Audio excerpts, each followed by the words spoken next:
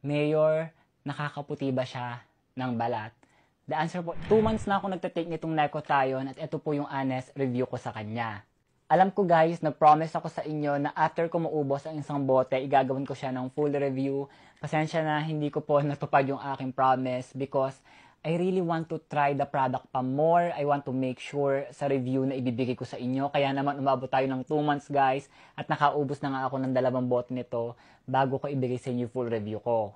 Right off the bat, I'll tell you guys, I really like Necotione. Sobrang hiyang na hiyang siya sa akin.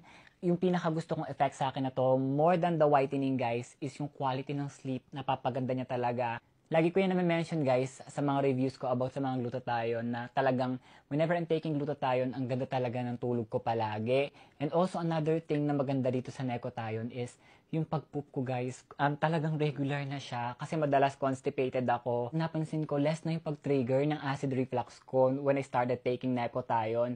Sobrang bongga, sobrang na-amaze talaga ako kasi talagang alam niyo naman acidic si Mayor. Pero ina-acid pa rin naman ako paminsan-minsan kahit na nagtatake na ako ng Necotione.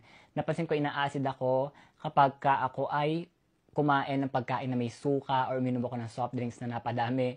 Ayan. Pero hindi siya ganun kalala. Hindi to the point na parang umaabot siya sa lalamunan ko katulad dati. Yung kapag ka ina-atake yung acid reflux, hindi na guys. Parang hanggang dito lang siya sa tummy ko.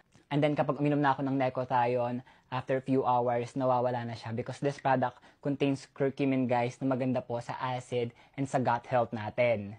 So ayun po yung mga pinaka-favorite ko na effect sa akin nitong Necotione. Alam ko may magtatanong sa inyo, Mayor, nakakaputi ba siya ng balat? The answer po is yes. Pansin ko pumusyaw talaga ako. Marami rin sa inyo nakapansin sa mga recent videos ko. Sinasabi nyo na ang glowing ni Mayor, isa pa yan sa mga effect guys. Hindi lang basta nakakapagpa-puti siya ng skin, nakaka-glow din siya guys. Parang nakaka-blooming siya, ganyan. So yes, nakaka-blooming siya, nakaka-glow siya ng skin. And nakakapagpa-brighten din po talaga siya ng balat. Although yung pagputi ko, hindi siya ganun ka-dramatic. Hindi yung ang puti-puti, ang laki talaga ng pinuti ko. Napansin ko talaga pumusyaw yung balat ko within 2 months ng pagtitake ko nitong Necotione. As in, para siyang nag-illuminate from within. Ganun talaga effect na nakikita ko sa kanya. And eto guys, napansin ko ha, ang dami ko na-take na glutathione, iba't iba yung pagkaputi na binibigay nila. With Necotione guys, parang pinkish white yung nabibigay niya sa akin. Parang mamula-mula yung cheeks ko lalo dito. Parang ang lakas niya makatisoy or tisay. Kasi may mga glutathione brands na natry ako na effective din sila makapagpaputi ng balat. Pero yung effect nila yellowish white, pale white. This one guys, pinkish white yung effect niya, at least sa akin. Hindi ko alam kung ano yung magiging effect niya sa iba, pero based lang yun sa experience ko.